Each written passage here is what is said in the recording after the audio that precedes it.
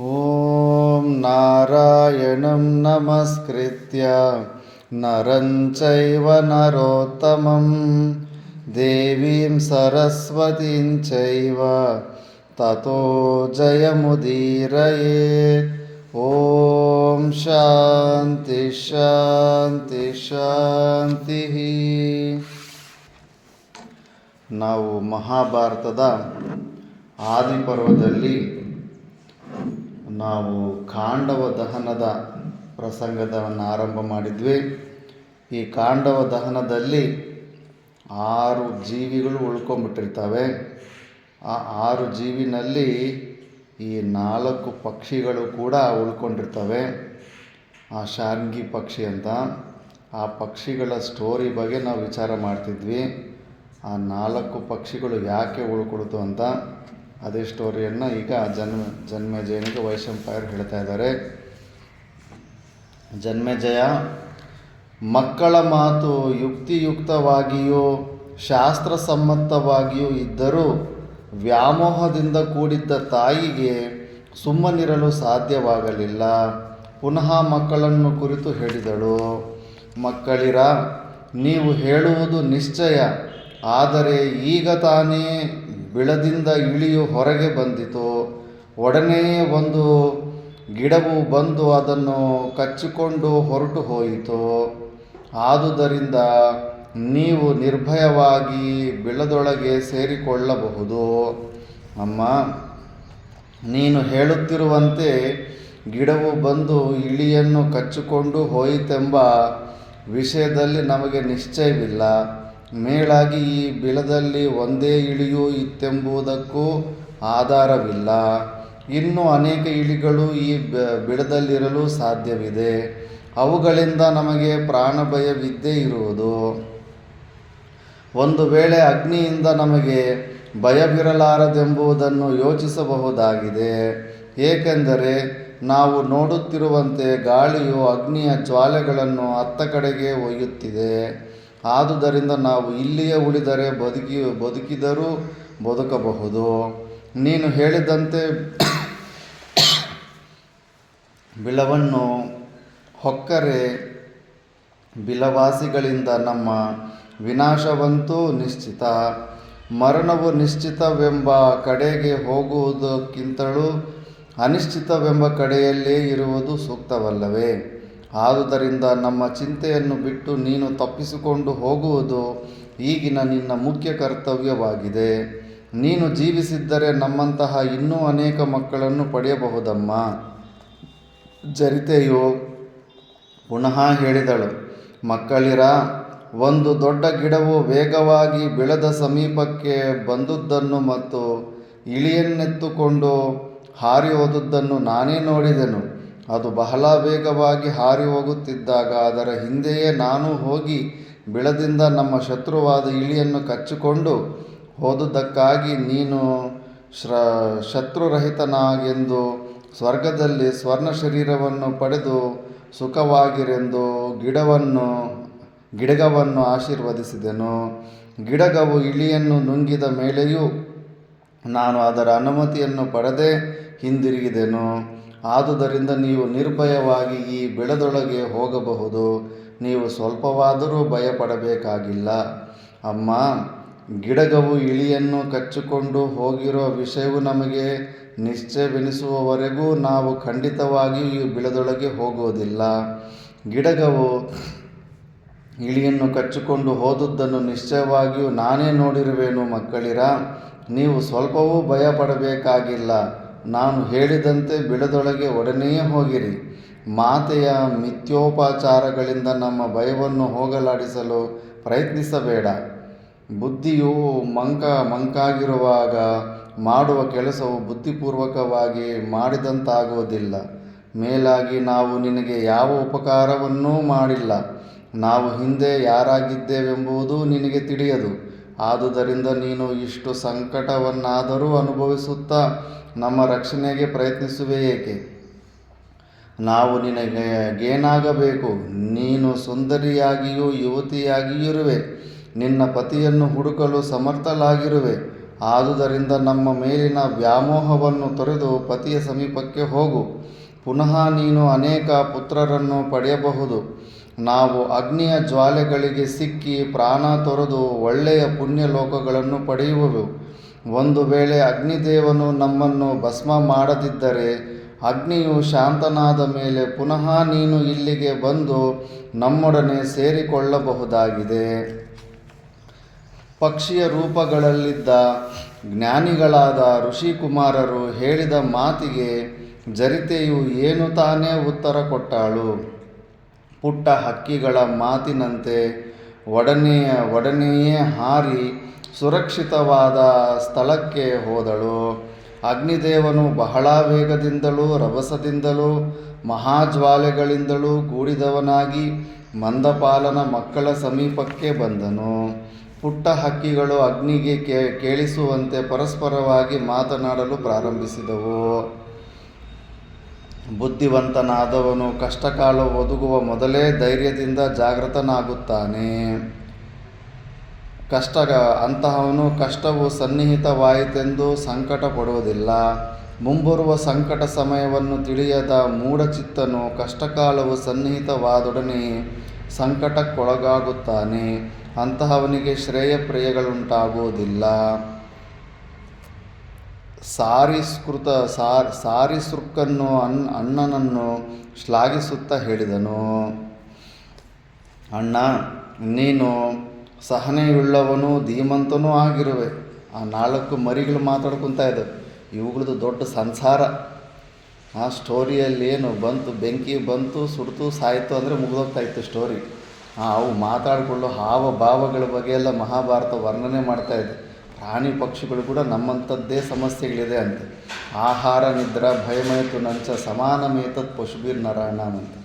ನಾವು ಏನು ಅಂಥದ್ದೇ ಜೀವನ ನಡೆಸ್ತಾ ಇದ್ದೀವಿ, ಅವು ಎಂಥ ಜೀವನ ನಡೆಸ್ತಾ ಇದ್ದೀವಿ, ನಾವು ಅಂಥದ್ದೇ ಜೀವನ ನಡೆಸ್ತಾ ಇದ್ದೀವಿ ಅಂತ. ನಮಗಿರೋ ಸಮಸ್ಯೆಗಳು ಅವಕ್ಕೂ ಇದ್ದಾವೆ. ಈಗ ನಮಗೆ ಮರಣಕಾಲವು ಸನ್ನಿಹಿತವಾಗಿದೆ.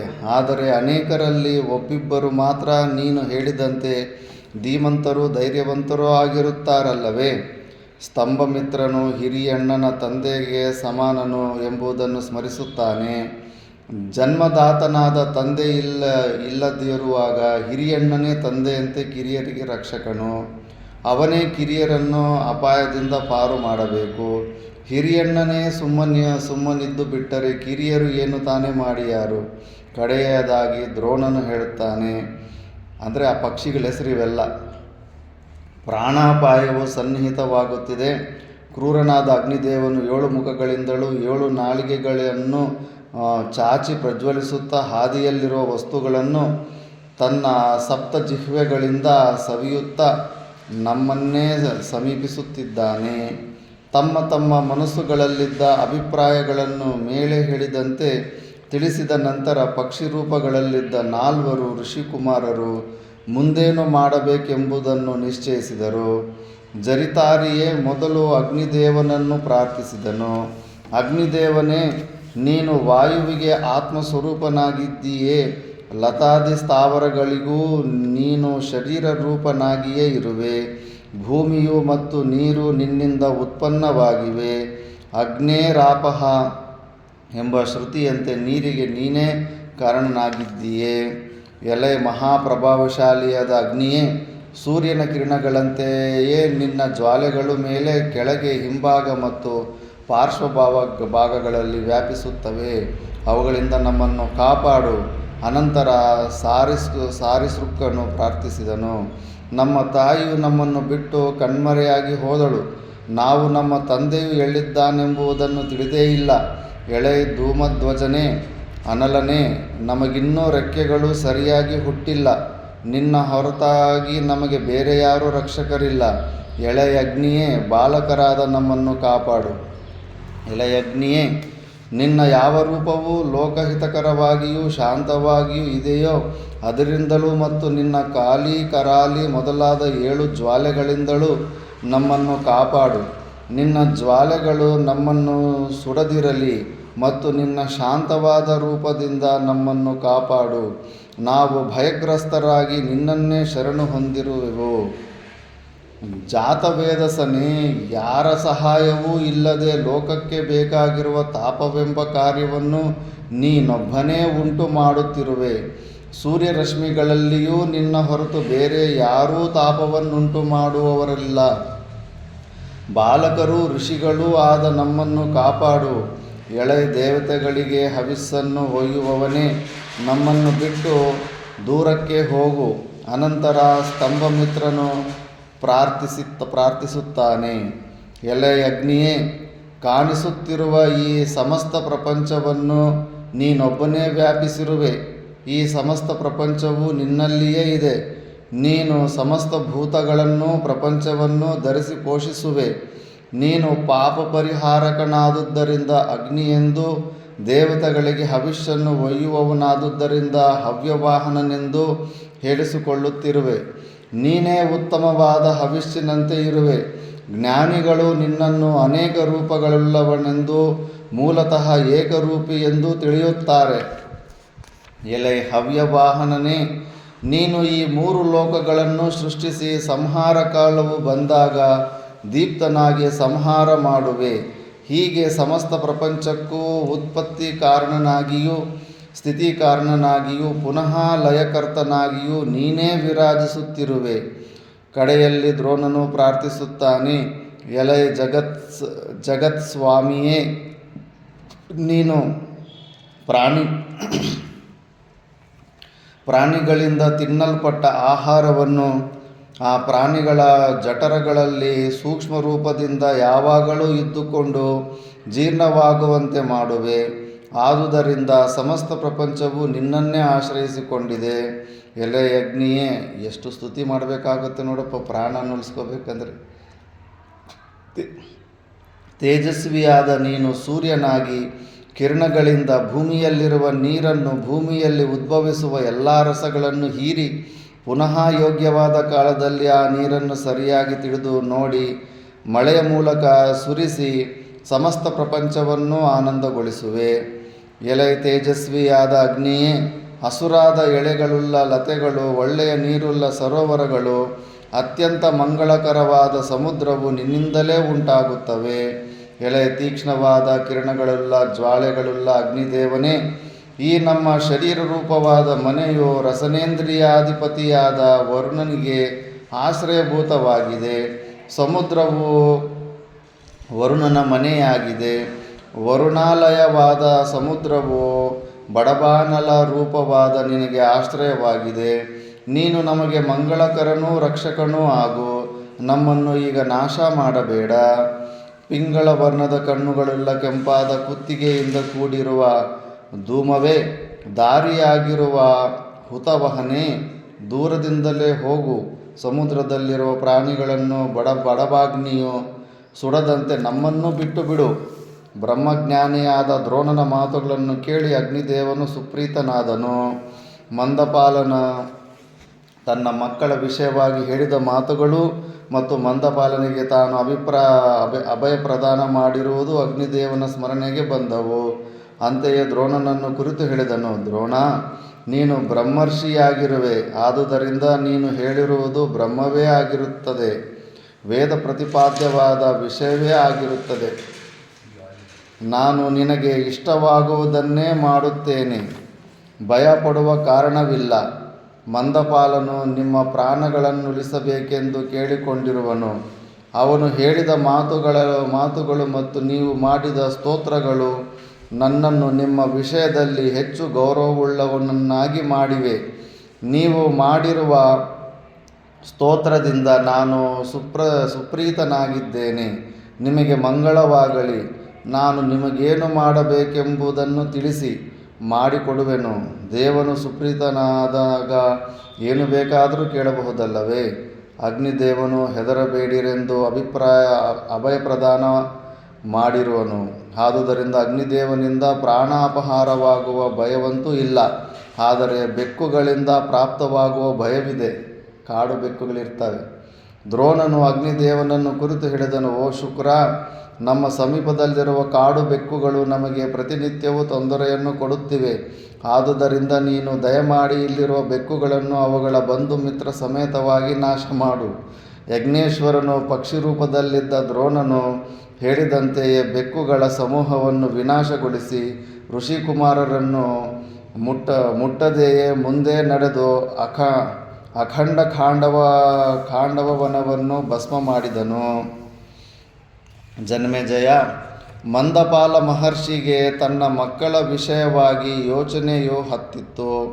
ಮಕ್ಕಳ ರಕ್ಷಣೆಗಾಗಿ ಅಗ್ನಿದೇವನನ್ನು ಪ್ರಾರ್ಥಿಸಿದಾಗ ಅಗ್ನಿಯು ಅಭಯ ಪ್ರದಾನ ಮಾಡಿದ್ದರೂ ಪುತ್ರ ವ್ಯಾಮೋಹವು ಮಂದಪಾಲನನ್ನು ಭ್ರಾಂತಿಗೊಳಿಸಿತು. ಅವನಿಗೆ ಮನಃಶಾಂತಿಯೇ ಇರಲಿಲ್ಲ. ಲಪಿತೆಯೊಡನೆ ಸರಸ ಸಲ್ಲಾಪಗಳು ಬೇಕಾಗಲಿಲ್ಲ. ಕುಂದಿದ ಮುಖಭಾಗವನ್ನು ಹೊಂದಿ ಲಪಿತೆಯೊಡನೆ ಹೇಳಿದನು, ಲಪಿತೆ, ನನ್ನ ಮಕ್ಕಳಿಗೆ ಚಲಿಸಲು ಕೂಡ ಸಾಮರ್ಥ್ಯವಿಲ್ಲ. ಅಗ್ನಿಯು ಪ್ರಜ್ವಲಿಸುತ್ತಿರುವಾಗ ಅಗ್ನಿಸಕನಾದ ವಾಯುವು ಜ್ವಾಲೆಗಳನ್ನು ನನ್ನ ಮಕ್ಕಳೆಡೆಗೆ ಒಯ್ಯುವಾಗ ನಿಶ್ಚಯವಾಗಿಯೂ ಆ ಮಕ್ಕಳು ತಮ್ಮ ಪ್ರಾಣ ರಕ್ಷಣೆಯನ್ನು ಮಾಡಿಕೊಳ್ಳಲು ಸಮರ್ಥರಾಗುವರೇ? ಖಂಡಿತವಾಗಿಯೂ ಸಮರ್ಥರಲ್ಲ. ಅವರ ತಾಯಿಯು ತಾನೇ ಹೇಗೆ ತನ್ನ ಮಕ್ಕಳನ್ನು ರಕ್ಷಣೆ ಮಾಡಿಯಾಳು? ತನ್ನ ಮಕ್ಕಳ ರಕ್ಷಣೆಯ ಮಾರ್ಗವನ್ನು ಕಾಣದೆ ಆ ಸಾಧ್ವಿಯು ಬಹಳ ದುಃಖಕ್ಕೀಡಾಗಿರಬೇಕು. ಹಾರಲು ಅಶಕ್ತರಾದ ಮರಿಗಳು ಅಗ್ನಿಯ ಜ್ವಾಲೆಗಳಲ್ಲಿ ಸಿಕ್ಕುತ್ತಿರುವುದನ್ನು ಕಂಡು ತಾಯಿಯು ಬಹಳವಾಗಿ ರೋಧಿಸಿರಬಹುದಲ್ಲವೇ? ಅಯ್ಯೋ, ನನ್ನ ಮಗನಾದ ಜರಿತಾರಿಯು ಏನಾದನೋ? ಸಾರೀಸೃಕ್ಕನೇನಾದನೋ? ಸ್ತಂಭಮಿತ್ರ ಮತ್ತು ದ್ರೋಣರ ಪಾಡು ಏನಾಯಿತೋ? ಅಸಹಾಯಕಳಾದ ಅವರ ತಾಯಿಯ ಅವಸ್ಥೆ ಏನಾಗಿದೆಯೋ ತಿಳಿಯದಲ್ಲ. ಅಯ್ಯೋ, ಹೀಗೆಲ್ಲ ಹೇಳಿಕೊಂಡು ರೋದನ ಮಾಡುತ್ತಿದ್ದ ಮಂದಪಾಲನನ್ನು ಕುರಿತು ಲಪಿತೆಯು ಮಾತ್ಸರ್ಯದಿಂದ ಹೇಳಿದಳು, ಮಂದಪಾಲ, ಹೀಗೇಕೆ ಅಳುತ್ತಿರುವೆ? ನಿನ್ನ ಅಳುವಿನ ಗುಟ್ಟು ನನಗೆ ತಿಳಿಯದೇ ಇಲ್ಲ. ನಿನ್ನ ಮಕ್ಕಳಿಗಾಗಿ ನೀನು ಅಳುತ್ತಿರುವೆಯಾ? ನಿನ್ನ ಮಕ್ಕಳ ವಿಷಯವಾಗಿ ನೀನು ಸ್ವಲ್ಪವಾದರೂ ಭ್ರಾಂತನಾಗಬೇಕಾಗಿಲ್ಲ. ಏಕೆಂದರೆ ನನ್ನ ಮಕ್ಕಳು ಋಷಿಗಳೆಂದು ಮಹಾಸತ್ವವುಳ್ಳವರೆಂದು ನೀನೇ ಹೇಳಿರುವೆಯಲ್ಲವೇ? ಎರಡನೇ ಹೆಂಡತಿ, ಅಗ್ನಿ ಸಮಾನರಾದ ನಿನ್ನ ಮಕ್ಕಳಿಗೆ ಅಗ್ನಿಯ ಭಯವೆಲ್ಲಿಯದು? ಮೇಲಾಗಿ ನನ್ನೆದುರಿನಲ್ಲಿಯೇ ನೀನು ನಿನ್ನ ಮಕ್ಕಳ ವಿಷಯವಾಗಿ ಅಗ್ನಿದೇವನನ್ನು ಪ್ರಾರ್ಥಿಸಲ್ಲವೇ? ಮಹಾಮಹಿಮನಾದ ಅಗ್ನಿದೇವನು ನನ್ನೆದುರಿನಲ್ಲಿಯೇ ಮಕ್ಕಳನ್ನು ಸಂರಕ್ಷಿಸುವುದಾಗಿ ಅಭಯ ಪ್ರದಾನ ಮಾಡಲಿಲ್ಲವೇ? ಲೋಕಪಾಲಕರಲ್ಲೊಬ್ಬನಾದ ಯಜ್ಞೇಶ್ವರನು ತಾನು ಹೇಳಿದ ಮಾತನ್ನು ಎಂದಿಗೂ ಸುಳ್ಳಾಗಿ ಮಾಡಲಾರನು. ಆದುದರಿಂದ ನೀನು ಭ್ರಾಂತನಾಗಲು ಕಾರಣವೂ ಇಲ್ಲ ಮತ್ತು ನಿನ್ನ ತೋರಿಕೆಯ ರೋದನವು ಮಕ್ಕಳ ವಿಷಯವಾಗಿಯೂ ಇರುವುದಿಲ್ಲ. ನನ್ನ ಸವತಿಯಾದ ಜರಿತೆಯನ್ನು ನೆನೆದು ನೀನು ಭ್ರಾಂತನಾಗಿರುವೆ. ಇವ್ರಿಗಿದೇ ಸಮಸ್ಯೆ ಇರುತ್ತೆ. ಹಿಂದೆ ನಿನಗೆ ನನ್ನ ಸಪತ್ನಿಯಲ್ಲಿ ಇದ್ದಷ್ಟು ಪ್ರೇಮ ವಿಶ್ವಾಸಗಳು ನನ್ನಲ್ಲಿ ಖಂಡಿತವಾಗಿಯೂ ಇಲ್ಲ. ನಿಶ್ಚಯ ಇಬ್ಬರ ಮನಸ್ಸುಗಳನ್ನು ಆಕರ್ಷಿಸುವ ವ್ಯಕ್ತಿಯು ತನ್ನಿಂದ ಆಕರ್ಷಿತರಾದ ಇಬ್ಬರಲ್ಲಿ ಒಬ್ಬರು ಸಂಕಟಕ್ಕೊಳಗಾದಾಗ ಕರುಣೆಯಿಂದ ಕಾಣುವುದು ಸಹಜವಾದರೂ ತನ್ನ ಸಮೀಪವರ್ತಿಯಾಗಿರುವ ಇನ್ನೊಬ್ಬರನ್ನು ಮಾತ್ರ ಎಂದಿಗೂ ನಿರ್ಲಕ್ಷಿಸಬಾರದು. ಇದು ದೊಡ್ಡ ಸಮಸ್ಯೆ. ಇದು ಎಲ್ಲ ಜಾಗದಲ್ಲಿರುತ್ತೆ. 10 ಜನ ಶಿಷ್ಯರಿದ್ದು ಒಬ್ಬ ಶಿಷ್ಯನಿಗೆ ಸ್ವಲ್ಪ ಚೆನ್ನಾಗಿ ಪ್ರೀತಿಯಿಂದ ಮಾತಾಡಿದ್ರೆ ಇನ್ನು 9 ಜನ ಹೊಟ್ಟೆ ಹೊರ್ಕೊತಾರೆ. ದೊಡ್ಡ ಸಮಸ್ಯೆ. ಗುರುಗಳಿಗೂ ಸಮಸ್ಯೆ ಆಗುತ್ತೆ. ನಮ್ಮ ಗುರುಗಳು ಸ್ವಯಂ ಹೇಳಿದ್ರು, ಅವ್ರಿಗೆ ಅನ್ನಿಸ್ತಾ ಇರುತ್ತೆ ಗುರುಗಳಿಗೆ ಇವನಂದ್ರೇ ಇಷ್ಟ, ಇವರಂದರೆ ಇಷ್ಟ, ನಾನಂದರೆ ಇಷ್ಟ ಇಲ್ಲ ಅಂತ ಏನೇನೋ ಊಹಿಸ್ಕೊಂಡ್ಬಿಡ್ತಾರೆ. ಮಕ್ಕಳು ಕೂಡ ಅಷ್ಟೇ. ತಾಯಿ ನಮ್ಮ ತಮ್ಮ ಅಂದ್ರೆ ಇಷ್ಟ, ನಾನಂದರೆ ಇಷ್ಟ ಇಲ್ಲ. ಇಷ್ಟ ಬಂದಷ್ಟು ಮನಸ್ಸಿಗೆ ಏನು ಲಿಮಿಟ್ ಇರುತ್ತಾ, ಏನು ಬೇಕಾದ್ರೆ ಅದು ಊಹಿಸ್ಕೊತಾ ಇರುತ್ತೆ ಗಲೀಜಾಗಿ. ಈಗ ನೋಡಿ, ಈ ಥರ ದೊಡ್ಡ ಸಮಸ್ಯೆಯಲ್ಲಿ ಸಿಕ್ಕಾಕೊಂಡ್ಬಿಡ್ತಾನೆ. ಆದರೂ ಚಿಂತೆ ಇಲ್ಲ. ನಿನ್ನನ್ನು ಈಗ ವಿರಹ ದುಃಖಕ್ಕೀಡು ಮಾಡಿರುವ ಜರಿತೆಯ ಬಳಿಗೆ ನೀನು ಹೋಗಬಹುದು. ನಾನಾದರೋ ದುಷ್ಟ ಪುರುಷನನ್ನು ಆಶ್ರಯಿಸಿದ ಅಪರಾಧಕ್ಕಾಗಿ ಏಕಾಕಿನಿಯಾಗಿದ್ದುಕೊಂಡು ಕಾಡು ಮೇಡುಗಳನ್ನಲೆಯುವನೇ. ಲಪಿತೆಯ ಮಾತುಗಳು ಮನಸ್ಸನ್ನು ಚುಚ್ಚುವುದಾಗಿದ್ದರೂ ಮಂದಪಾಲನು ಸಮಾಧಾನದಿಂದಲೇ ಉತ್ತರವನ್ನಿತ್ತನು. ಲಪಿತೆ, ನೀನು ಭಾವಿಸಿರುವಂತೆ ನಾನು ಕಾಮೋಪಭೋಗಕ್ಕಾಗಿ ಲಲನೆಯರೊಡನೆ ಸುತ್ತಾಡುತ್ತಿಲ್ಲ. ಕೇವಲ ಸಂತಾನ ಪ್ರಾಪ್ತಿಗಾಗಿ ನಾನಿಲ್ಲಿರುತ್ತೇನೆ. ನನಗೆ ಲಭಿಸಿರುವ ಸಂತಾನಕ್ಕೆ ಇಂದು ಅಪಾಯ ಒದಗಿರುವುದು. ಮುಂದೆ ಪಡೆಯಲು ಸಾಧ್ಯವಾಗಬಹುದಾದ ಒಂದು ವಸ್ತುವಿನ ಮೇಲೆ ಆಸೆ ಇಟ್ಟು ಪ್ರಾಪ್ತವಾಗಿರುವ ವಸ್ತುವನ್ನು ನಿರ್ಲಕ್ಷಿಸುವವನು ಮೂಢನೇ ಆಗುತ್ತಾನೆ. ಅಂತಹವನನ್ನು ಪ್ರಪಂಚವೇ ಹಳೆಯುವುದು. ಆದುದರಿಂದ ನಾನು ನನ್ನ ಮಕ್ಕಳಿರುವೆಡೆಗೆ ಹೋಗಲು ನಿಶ್ಚಯ ಮಾಡಿಬಿಟ್ಟಿದ್ದೇನೆ. ನಿನ್ನ ಇಚ್ಛೆ ಬಂದಂತೆ ಮಾಡಲು ನೀನು ಸ್ವತಂತ್ರಳಾಗಿರುವೆ. ಚಿಗುರಿನಿಂದ ಕೂಡಿರುವ ಈ ವೃಕ್ಷಗಳನ್ನು ನಮ್ಮ ಕಣ್ಣೆದುರಿನಲ್ಲಿಯೇ ಭಸ್ಮ ಮಾಡುತ್ತಿರುವ ಅಗ್ನಿಜ್ವಾಲೆಗಳನ್ನು ನೋಡುತ್ತಿದ್ದರೆ ನನ್ನ ಮಕ್ಕಳ ವಿಷಯವಾಗಿ ನನಗೆ ಹೃದಯದಲ್ಲಿ ಸಂಕಟವಾಗುತ್ತಿರುವುದು ಎಂದು ಹೇಳಿ ಮಂದಪಾಲನು ಲಪಿತೆಯನ್ನು ಬಿಟ್ಟು ಹೊರಟೇ ಬಿಟ್ಟನು. ಇತ್ತಲಾಗಿ ಯಜ್ಞೇಶ್ವರನು ಪ್ರಶಾಂತನಾದನು. ಮಕ್ಕಳೇನಾದರೋ ಎಂದೋ ಕಳವಳ ಪಡುತ್ತಿದ್ದ ಜರಿತೆಯು ಒಡನೆಯೇ ಮರಿಗಳಿದ್ದ ಸ್ಥಳಕ್ಕೆ ಹಾರಿದಳು. ಮಕ್ಕಳೇನಾಗಿರುವರೋ ಎಂಬ ಉದ್ವೇಗವು ತಾಯಿಯ ಹೃದಯದಲ್ಲಿದ್ದಿತು. ಅಂತಹ ಸಮಯಗಳಲ್ಲಿ ಪ್ರಾಣಿ ಸಾಮಾನ್ಯಕ್ಕೆ ಅಪಾಯ ಚಿಂತನೆಯು ಹೆಚ್ಚು ಉಂಟಾಗುವುದು. ಜರಿತೆಗೆ ತನ್ನ ಮರಿಗಳ ಮಹಾಜ್ವಾಲೆಗಳಿಂದ ಪಾರಾಗಿರುವರೆಂಬುದನ್ನು ಊಹಿಸಲು ಕೂಡ ಶಕ್ಯವಿರಲಿಲ್ಲ. ಆದರೂ ಪುತ್ರ ವಾತ್ಸಲ್ಯವು ಅವಳನ್ನು ಒಡನೆಯೇ ಮಕ್ಕಳಿದ್ದೆಡೆಗೆ ಕರೆತಂದಿತು. ಚಿಲಿಪಿಲಿ ಗುಟ್ಟುತ್ತಿದ್ದ ಮರಿಗಳನ್ನು ಕಂಡು ತಾಯಿಯ ಆನಂದಾತಿರೇಕವನ್ನು ವರ್ಣಿಸಲು ಸಾಧ್ಯವಿದೆಯೇ? ಮರಿಗಳು ಕ್ಷೇಮದಿಂದಿದ್ದರೂ ತಾಯಿಯನ್ನು ಕಂಡೊಡನೆಯೇ ಅಳತೊಡಗಿದವು. ಜರಿತೆಯ ಕಣ್ಣುಗಳಿಂದ ಆನಂದ ಬಾಷ್ಪಗಳು ಸುರಿದವು. ಜರಿತೆಯು ಪ್ರತಿಯೊಂದು ಮರಿಯ ಪಕ್ಕದಲ್ಲಿಯೂ ಕುಳಿತು ಕೊಕ್ಕಿನಿಂದ ಮುದ್ದಾಡಿ ಮಕ್ಕಳನ್ನು ಸಂತೈಸಿದಳು. ಆ ಸಮಯಕ್ಕೆ ಸರಿಯಾಗಿ ಮಂದಪಾಲನು ಅಲ್ಲಿಗೆ ಬಂದನು. ಆದರೆ 4 ಮಕ್ಕಳಲ್ಲಿ ಯಾರೂ ತಂದೆಯ ಬಂದನೆಂಬ ಸಂತೋಷವನ್ನು ಪ್ರಕಟಿಸಲಿಲ್ಲ. ಯಾಕಂದರೆ ತಾಯಿಯನ್ನು ಬಿಟ್ಬಿಟ್ಟು ಆಲ್ರೆಡಿ ಬೇರೆ ಕಡೆ ಹೊರಟೋಗಿದ್ದಾನಲ್ಲ. ಮಕ್ಕಳು ಯಾವಾಗಲೂ ತಾಯಿಗೆ ಸಪೋರ್ಟ್ ಇರ್ತಾರೆ. ಮಂದಪಾಲನು ಮಕ್ಕಳನ್ನು ಹೆಂಡತಿಯನ್ನು ಪ್ರೀತಿಯಿಂದಲೇ ಮಾತನಾಡಿಸಿದರೂ ಅವನಿಗೆ ಯಾರೂ ಏನನ್ನೂ ಹೇಳಲಿಲ್ಲ. ಮಂದಪಾಲನಿಗೆ ಮಕ್ಕಳನ್ನು ಕಂಡು ಸಂತೋಷವೇನೋ ಆಯಿತು. ಆದರೆ ಮಕ್ಕಳು ಮಾಡಿದ ತಿರಸ್ಕಾರದಿಂದ ಮನದ ಯಾತನೆಯು ಬಹಳವಾಯಿತು. ಪತ್ನಿಯೊಡನೆ ಹೇಳಿದನು. ಅಲ್ಲಿ ಕೂಡ ಸಮಸ್ಯೆಗಳಿದೆ. ಒಂದು ಹೆಂಡತಿಯಿಂದ ಇನ್ನೊಂದು ಹೆಂಡತಿ ಮಾಡಿಕೊಂಡ್ರೆ ಎಲ್ಲ ಸಾವತಿ ಸಮಸ್ಯೆ. ಜರಿತೆ, ನಿನ್ನ ಮಕ್ಕಳಲ್ಲಿ ಹಿರಿಯನಾರು, ಎರಡನೆಯವನ್ಯಾರು, ಮೂರನೆಯವನ್ಯಾರು, ಕನಿಷ್ಠನ್ಯಾರು? ನಾನು ನಿನ್ನನ್ನು ಸಂತಪ್ತ ಹೃದಯದಿಂದ ಕೇಳುತ್ತಿರುವೆನು. ನೀನೇಗೆ ಉತ್ತರಿಸದೆ ಸುಮ್ಮನಿರುವೆ? ನಾನು ನಿಮ್ಮನ್ನು ಬಿಟ್ಟು ಹೋದುದನೇನೋ ನಿಶ್ಚಯ, ಆದರೆ ಅಲ್ಲಿಯಾದರೂ ನಾನು ಸುಖಿಯಾಗಿರಲಿಲ್ಲ. ಕಡೆಯ ಮಾತನ್ನು ಕೇಳಿ ಜರಿತೆಯ ಮಾತ್ಸರ್ಯವು ಉಕ್ಕಿತು. ಗಡುಸಾದ ಧ್ವನಿಯಿಂದಲೇ ಹೇಳಿದಳು, ಹಿರಿಯನು ಯಾರಾದರೇನು? ಎರಡನೆಯವನು ಯಾರೆಂಬ ವಿಷಯವು ನಿನಗೇಕೆ? 3-4ನೆಯವರಿಂದ ನಿನಗಾಗಬೇಕಾಗಿರುವುದು ಏನಾದರೂ ಇದೆಯಾ? ಸಹಧರ್ಮಿಣಿಯಾಗಿದ್ದ ನನ್ನನ್ನು ಹೀನಳನ್ನಾಗಿ ಮಾಡಿ ಚಾರುಹಾಸನಿಯಾದ ತರುಣಿಯಾದ ಲಪಿತೆಯ ಹಿಂದೆ ಹೋದೆಯಲ್ಲವೇ? ಈಗಲೂ ಅಲ್ಲಿಗೆ ಹೋಗಬಹುದು. ಮಂದಪಾಲನು ದೀರ್ಘವಾಗಿ ನಿಟ್ಟುಸಿರು ಬಿಟ್ಟು ಹೇಳಿದನು. ಪರಲೋಕ ಸುಖನಾಶಕವಾದ ಪರಪುರುಷ ಸಂಬಂಧ, ಇಹಲೋಕ ಸುಖನಾಶಕವಾದ ಸಪತ್ನಿ ಸನ್ನಿಧಾನ ಇವೆರಡೂ ಸ್ತ್ರೀಯರಿಗೆ ಇಷ್ಟಾರ್ಥಗಳನ್ನೆಲ್ಲವನ್ನೂ ನಾಶ ಮಾಡಿಬಿಡುತ್ತವೆ. ಸವತಿಯ ಸ್ಮರಣೆಯು ವೈರವೆಂಬ ಅಗ್ನಿಯನ್ನು ಉದ್ದೀಪ್ತನಗೊಳಿಸಿ ಉದ್ವೇಗವನ್ನು ಉಂಟು ಮಾಡುತ್ತದೆ. ಸರ್ವಮಂಗಳೆಯಾದ ಸುವ್ರತಳಾದ ವಿಶ್ವವಿಖ್ಯಾತಳಾದ ಅರುಂಧತಿಯು ಪರಮಪೂಜ್ಯರಾದ ಶುದ್ಧಾತ್ಮರಾದ ವಸಿಷ್ಠರ ವಿಷಯದಲ್ಲಿಯೇ ಶಂಕೆಪಟ್ಟಳು. ಅರುಂಧತಿ ಕೂಡ ವಸಿಷ್ಠರನ್ನು ಅಂದರೆ ಈ ವಿಷಯದಲ್ಲಿ ಶಂಕೆ ಪಟ್ಟಿದ್ರಂತೆ. ಮಹಾಮಹಿಮರಾದ ಸಪ್ತ ಋಷಿಗಳಲ್ಲೊಬ್ಬರಾದ ವಸಿಷ್ಠರನ್ನು ಇದೇ ಕಾರಣದಿಂದ ಮನದಲ್ಲಿಯೇ ನಿಂದಿಸಿದಳು. ಮಹಾತಪಸ್ವಿಯ ವಿಷಯದಲ್ಲಿ ಸಂಶಯಿತಳಾಗಿ ಆ ಮಹಾಮಹಿಮರ ವಿಷಯದಲ್ಲಿ ದೋಷವನ್ನೆನಿಸಿದ್ದರಿಂದ ಅರುಂಧತಿಯು ಚಿಕ್ಕುದಾದ ನಕ್ಷತ್ರವಾಗಿ ಅಗ್ನಿಯ ಜ್ವಾಲೆಯಿಂದ ಸಮ್ಮಿಶ್ರವಾದ ಧೂಮದ ನಸುಗೆಂಪಾದ ಪ್ರಭೆಯನ್ನು ಹೊಂದಿದವಳಾಗಿ ಕಂಡು ಕಾಣಿಸದವಳಾಗಿ ಸಪ್ತ ಋಷಿಗಳ ಮಧ್ಯದಲ್ಲಿ ನಿಮಿತ್ತ ಮಾತ್ರವಾಗಿ ಇರಬೇಕಾಯಿತು. ಮಕ್ಕಳನ್ನು ನೋಡುವ ಸಲುವಾಗಿ ಇಲ್ಲಿಗೆ ಬಂದಿರುವ ನನ್ನನ್ನು ಅರುಂಧತಿಯು ವಸಿಷ್ಠರನ್ನು ಶಂಕಿಸಿ ನಿಂದಿಸಿದಂತೆಯೇ ನೀನಿಲ್ಲಿ ನಿಂದಿಸುತ್ತಿರುವೆ. ಇಷ್ಟನಾದ ಪತಿಯನ್ನು ಹೊಂದಿದ ನಂತರವೂ ನೀನು ನನ್ನೊಡನೆ ಸಂದೇಹಗ್ರಸ್ತಳಾಗಿಯೇ ಮಾತನಾಡಿದಂತೆ ಲಪಿತೆಯೂ ಪುತ್ರಕಾಮನಾದ ನನ್ನೊಡನೆ ಸಂದೇಹಗ್ರಸ್ತಳಾಗಿಯೇ ಮಾತನಾಡಿದಳು. ಇವಳು ನನ್ನ ಮಡದಿ, ವಿಶ್ವಾಸಪಾತ್ರಳು ಎಂದು ಪುರುಷರು ಸ್ತ್ರೀಯರ ವಿಷಯದಲ್ಲಿ ಯಾವಾಗಲೂ ನಂಬಿಕೆಯನ್ನಿಡಬಾರದು.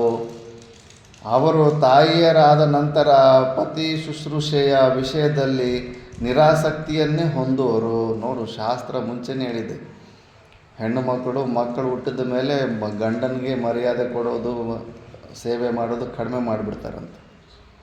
ಮಂದಪಾಲನು ಆಡಿದ ಮಾತುಗಳನ್ನು ಕೇಳಿದ ನಂತರ ಮಕ್ಕಳು ನಾಚಿಕೆಗೊಂಡವರಾಗಿ ಮೇಲೆದ್ದು ಬಂದು ತಂದೆಯನ್ನು ಆಧರಿಸಿ ಸ್ವಾಗತಿಸಿ ಪೂಜಿಸಿದರು. ಮಂದಪಾಲನು ಮಕ್ಕಳನ್ನು ಸವಿಮಾತುಗಳಿಂದ ಸಂತೈಸುತ್ತಾ ತಾನು ಮಕ್ಕಳ ರಕ್ಷಣೆಗಾಗಿ ಅಗ್ನಿಯೊಡನೆ ಹೇಳಿದ ಮಾತುಗಳನ್ನು ಮತ್ತು ಅಗ್ನಿಯು ಕೊಟ್ಟ ಅಭಯವನ್ನು ತಿಳಿಸಿದನು. ಅಗ್ನಿಯು ಅಭಯ ಪ್ರದಾನ ಮಾಡಿದ್ದರಿಂದಲೂ ನಿಮ್ಮ ತಾಯಿಯ ಗುಣಾತಿಶಯಗಳೇನೆಂಬುದನ್ನು ನಾನು ತಿಳಿದವನಾಗಿದ್ದುದರಿಂದಲೂ ಮತ್ತು ನಿಮ್ಮ ಸಾಮರ್ಥ್ಯವನ್ನು ಬಲ್ಲವನಾಗುವುದರಿಂದಲೂ ನಾನು ಈ ಮೊದಲು ಇಲ್ಲಿಗೆ ಬರಲಿಲ್ಲ. ಆದುದರಿಂದ ನೀವು ನನ್ನ ವಿಷಯದಲ್ಲಿ ಆಗ್ರಹ ಮನೋಭಾವವನ್ನು ಹೊಂದಬೇಡಿರಿ. ನೀವೆಲ್ಲರೂ ಋಷಿಗಳಾಗಿರುವಿರಿ. ಈ ವಿಷಯವು ಅಗ್ನಿದೇವನಿಗೂ ತಿಳಿದಿರುವುದು. ಮಂದಪಾಲನು ಹೀಗೆ ಹೇಳಿ ಪತ್ನಿ ಪುತ್ರ ಸಮೇತನಾಗಿ ಲತಾಗುಲ್ಮಗಳಿಂದಲೂ ತಟಾಕಗಳಿಂದಲೂ ಕೂಡಿದ್ದ ರಮ್ಯವಾದ ಬೇರೊಂದು ಪ್ರದೇಶಕ್ಕೆ ಹೋಗಿ ಸುಖವಾಗಿದ್ದನು. ಜನಮೇಜಯ, ನಾನು ಮೇಲೆ ಹೇಳಿದ ರೀತಿಯಲ್ಲಿ ಅಗ್ನಿದೇವನು ಕೃಷ್ಣಾರ್ಜುನರ ಸಹಕಾರದಿಂದ ಲೋಕಹಿತಕರವಾದ ಕಾಂಡವದಾಹವನ್ನು ಮಾಡಿದನು. ಕಾಲುವೆಯ ರೂಪದಲ್ಲಿ ಹರಿದು ಬರುತ್ತಿದ್ದ ಪ್ರಾಣಿಗಳ ವಪೆಯನ್ನು ಮತ್ತು ಮೇಧಸ್ಸನ್ನು ಕುಡಿದು ಅಗ್ನಿದೇವನು ಸಂತೋಷಭರಿತನಾಗಿ ಸಶರೀರನಾಗಿ ಅರ್ಜುನನಿಗೆ ಕಾಣಿಸಿಕೊಂಡನು. ಆ ವೇಳೆಗೆ ಸರಿಯಾಗಿ ಪುರಂದರನು ಮರುತ್ತುಗಳಿಂದ ಸಮೇತನಾಗಿ ಆಕಾಶದಿಂದಿಳಿದು ಬಂದು ಪಾರ್ಥಕೇಶವರನ್ನು ಕುರಿತು ಹೇಳಿದನು. ನೀವಿಬ್ಬರೂ ದೇವತೆಗಳಿಂದಲೂ ಸಾಧ್ಯವಾಗದ ಕಾರ್ಯವನ್ನು ಮಾಡಿ ಮುಗಿಸಿರುವಿರಿ. ಆದುದರಿಂದ ನೀವು ಮಾನವ ಸಾಮಾನ್ಯರಿಂದ ಪಡೆಯಲು ಸಾಧ್ಯವಾಗದಂತಹ ಒಂದೊಂದು ವರವನ್ನು ಕೇಳಿರಿ. ನಿಮ್ಮಿಬ್ಬರ ಅದ್ಭುತ ಪರಾಕ್ರಮವನ್ನು ನೋಡಿ ಸುಪ್ರೀತನಾಗಿರುವ ನಾನು ನಿಮಗೆ ವರಗಳನ್ನು ಕೊಡುವ ಇಚ್ಛೆಯಿಂದಲೇ ಇಲ್ಲಿಗೆ ಬಂದಿರುವೆನು. ಇಂದ್ರನ ಮಾತುಗಳನ್ನು ಕೇಳಿ ಅರ್ಜುನನು ತನಗೆ ಸಕಲ ದಿವ್ಯಾಸ್ತ್ರಗಳನ್ನು ಕರುಣಿಸಬೇಕೆಂದು ಕೇಳಿಕೊಂಡನು. ಅರ್ಜುನ, ನಿನ್ನ ಪ್ರಾರ್ಥನೆಯಂತೆ ನಿನಗೆ ಸಕಲ ದಿವ್ಯಾಸ್ತ್ರಗಳನ್ನು ಕೊಡುವೆನು, ಆದರೆ ಅದಕ್ಕೆ ಕಾಲನಿರೀಕ್ಷೆಯನ್ನು ಮಾಡಬೇಕಾಗಿದೆ. ಪಶುಪತಿಯು ನಿನ್ನ ವಿಷಯದಲ್ಲಿ ಸುಪ್ರೀತನಾಗುವ ಕಾಲದಲ್ಲಿ ನನ್ನ ದಿವ್ಯಾಸ್ತ್ರಗಳೆಲ್ಲವನ್ನೂ ಕೊಡುವೆನು. ಮಹೇಶನು ನಿನ್ನಲ್ಲಿ ಯಾವಾಗ ಸುಪ್ರೀತನಾಗುವನೆಂಬ ವಿಷಯವು ನನಗೆ ತಿಳಿದಿದೆ. ನೀನು ತಪಸ್ಸನ್ನು ಮಾಡಬೇಕಾಗುವ ಕಾಲವು ಸನ್ನಿಹಿತವಾಗಿದೆ. ಆಗ ನನ್ನಿಂದ ನೀನು ಬಹುವಿಧವಾದ ಆಗ್ನೇಯ ವಾಯುವಾದಿ ಅಸ್ತ್ರಗಳನ್ನು ಪಡೆಯುವೆ ಎಂದು ಅರ್ಜುನನಿಗೆ ಹೇಳಿ ಕೃಷ್ಣನ ಕಡೆ ತಿರುಗಿ, ನಿನಗೇನು ಬೇಕು ಕೇಶವ ಎಂದು ಪ್ರಶ್ನಿಸಿದನು. ಮಗವನ್, ನನಗೆ ಅರ್ಜುನನೊಡನೆ ಶಾಶ್ವತವಾದ ಮೈತ್ರಿಯನ್ನು ದಯಪಾಲಿಸು. ಹಾಗೆಯೇ ಆಗಲಿ ಎಂದು ಇಂದ್ರನು ಒಡನೆಯೇ ಹೇಳಿದನು. ಮಹೇಂದ್ರನು ಅಗ್ನಿದೇವನೊಡನೆಯೋ ಒಂದೆರಡು ಯಥೋಚಿತವಾದ ವಚನಗಳನ್ನಾಡಿ ದೇವತೆಗಳಿಂದ ಕೂಡಿದವನಾಗಿ ಸ್ವರ್ಗಲೋಕಕ್ಕೆ ತೆರಳಿದನು. ಯಜ್ಞೇಶ್ವರನು ಮೃಗಪಕ್ಷಿಗಳಿಂದ ಸಮೃದ್ಧವಾಗಿದ್ದ ಖಾಂಡವ ವನವನ್ನು 15 ದಿವಸಗಳ ಪರ್ಯಂತವಾಗಿ ಸುಟ್ಟು ಭಸ್ಮ ಮಾಡಿ 6 ದಿನಗಳ ಕಾಲ ವಿಶ್ರಾಂತಿಯನ್ನು ಅನುಭವಿಸಿದನು. ಅತ್ಯಂತ ಸಂತೃಪ್ತನಾಗಿ ಪ್ರಾಣಿಗಳ ಮಜ್ಜೆ, ಮೇಧಸ್ಸು, ರಕ್ತ ಎಲ್ಲವನ್ನೂ ಯಥೇಚ್ಛವಾಗಿ ತಿಂದು ಕುಡಿದು ಸಂತುಷ್ಟನಾಗಿ ಯಜ್ಞೇಶ್ವರನು ಕೃಷ್ಣಾರ್ಜುನರಿಗೆ ಹೇಳಿದನು. ನರವ್ಯಾಘ್ರರೇ, ನಿಮ್ಮ ಸಹಕಾರದಿಂದ ನಾನಿಂದ ತೃಪ್ತನಾಗಿದ್ದೇನೆ. ನೀವಿನ್ನೂ ನಿಮ್ಮ ಇಚ್ಛೆ ಇದ್ದಲ್ಲಿಗೆ ತೆರಳಬಹುದು ಎಂದು ಹೇಳಿ ಅಗ್ನಿದೇವನು ಅದೃಶ್ಯನಾದನು. ಅನಂತರ ಕೃಷ್ಣಾರ್ಜುನರು ಮತ್ತು ಮಯನು ಸ್ವಲ್ಪ ಕಾಲ ಅತ್ತಲಿತ್ತ ಸಂಚರಿಸಿ ಕಡೆಗೆ ನಯನ ಮನೋಹರವಾಗಿದ್ದ ಯಮುನಾ ನದಿಯ ಸಮೀಪಕ್ಕೆ ಬಂದು ದಂಡೆಯ ಮೇಲೆ ಕುಳಿತರು. ವೈಶಂಪಾಯನರು ಹೇಳ್ತಾರೆ, ವೈಶಂಪಾಯನರು ಪ್ರಣವೋಚ್ಚಾರಣಪೂರ್ವಕವಾಗಿ ಸಭಾಪರ್ವದ ಪ್ರವಚನವನ್ನು ಪ್ರಾರಂಭಿಸಿದರು. ಇಲ್ಲಿಗೆ ಆದಿಪರ್ವ ಮುಗೀತು. ಈಗ ಇಲ್ಲಿಂದ ಸಭಾಪರ್ವ ಸ್ಟಾರ್ಟ್ ಆಗುತ್ತೆ. ಜನಮೇಜಯ, ಮಯನು ವಾಸುದೇವನ ಸನ್ನಿಧಿಯಲ್ಲಿ ಕುಳಿತಿದ್ದ ಪಾರ್ಥನನ್ನು ಆದರದ ವಿನಯೋಕ್ತಿಗಳಿಂದ ಬಾರಿ ಬಾರಿಗೂ ಪೂಜಿಸಿ ಕೈ ಜೋಡಿಸಿಕೊಂಡು ಹೇಳಿದನು, ಪಾರ್ಥ, ನನ್ನ ಮೇಲೆ ಕುಪಿತನಾಗಿದ್ದ ಶ್ರೀಕೃಷ್ಣನಿಂದಲೂ ನನ್ನನ್ನು ಭಸ್ಮ ಮಾಡಲು ರಭಸದಿಂದ ಬರುತ್ತಿದ್ದ ಅಗ್ನಿಯಿಂದಲೂ ನೀನು ನನ್ನನ್ನು ಪಾರು ಮಾಡಿರುವೆ. ನನ್ನ ಪ್ರಾಣ ಒಂದು ನಿಮಿಷ